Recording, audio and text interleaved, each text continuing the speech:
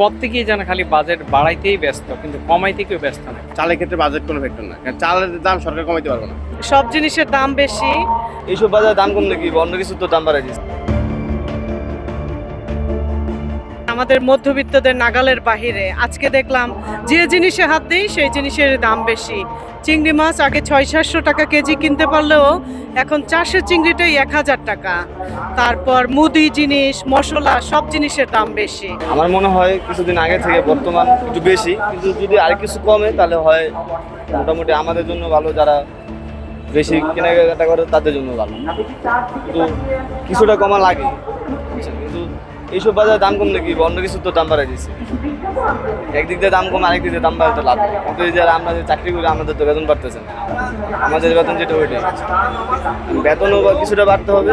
এ যদি কমে তাহলে বেতন না বাড়লে সমস্যা নাই, যদি এটা বাড়ে তাহলে বেতনটা কিছু বাড়ালে ভালো হয়। কিছু কিছু জিনিস মনে করেন বাড়ছে, আবার কিছু কিছু জিনিস আছে মনে করেন ঠিকই আছে, সচ্ছলভাবে চলতে পারে, দাম কম থাকে, বাজার সীমিত থাকে, ওইটাই তো চাই। আজকে বাজার করি না, কালকে করছি, তো কালকে বাজার একটু বেশি বেশি। তেলের দাম তো ঊর্ধ্বগতিতে ছাড়াই গেছে, তেলের দাম বেশি, কিন্তু চাউলটা ঠিকই আছে। মুসুরি ডাল মনে করেন যেটা আসলে 140 টাকা, এটা 180 টাকা, যেটা 100 টাকা বেচতো এটা কালকে কিনছি 120 টাকা।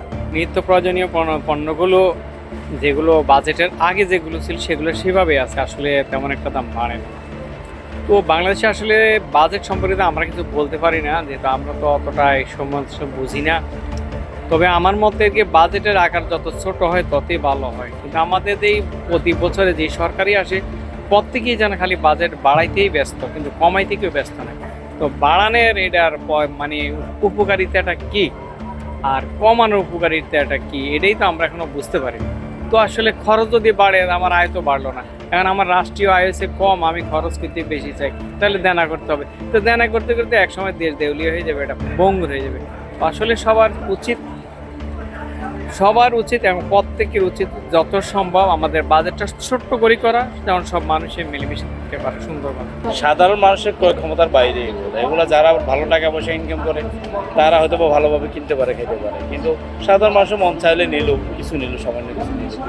কিন্তু আমাদের উৎপাদন নাই, আমরা আমদানি করে চলতে হয়, তাহলে তো অবশ্যই সরকার যদিও বলে যে আমি এখন বাজেট বড় দিছি, আমদানি করবো, জিনিসপত্রের দাম কমাই দিব, কিন্তু একটা বৈশ্বিক সমস্যা হয়ে উঠতে পারে, বা একটা দেশে যুদ্ধ হয়ে গেছে, যুদ্ধ লাগতেছে, এমন যুদ্ধ হইতেছে সরকার আমদানি করার সুযোগ নেই, তখন তো জিনিসপত্রের দাম বাড়তেই থাকবে। তো সরকার কমাতে চাইলেও কমাইতে পারবে না তখন। বাজেটের সাথে চালের বাজার কোনো সম্পর্ক এখনো হয় নাই, কিন্তু বাজেটের আগেই মানে গত 1 মাস থেকে চালের বাজার অস্থির।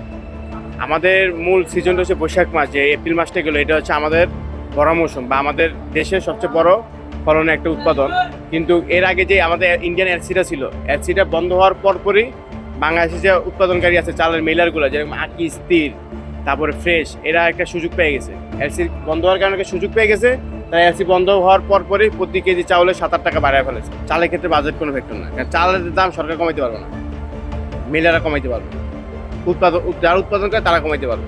সরকার একটা কাজ করতে পারে, বিনা ব্যাটে আপনার চাল ইম্পোর্ট করতে দিতে পারে, ওপেন মার্কেট করে দিতে পারে, তখন চালের দাম চাল অ্যাভেলেবল হবে, দাম এভাবে কমে যাবে।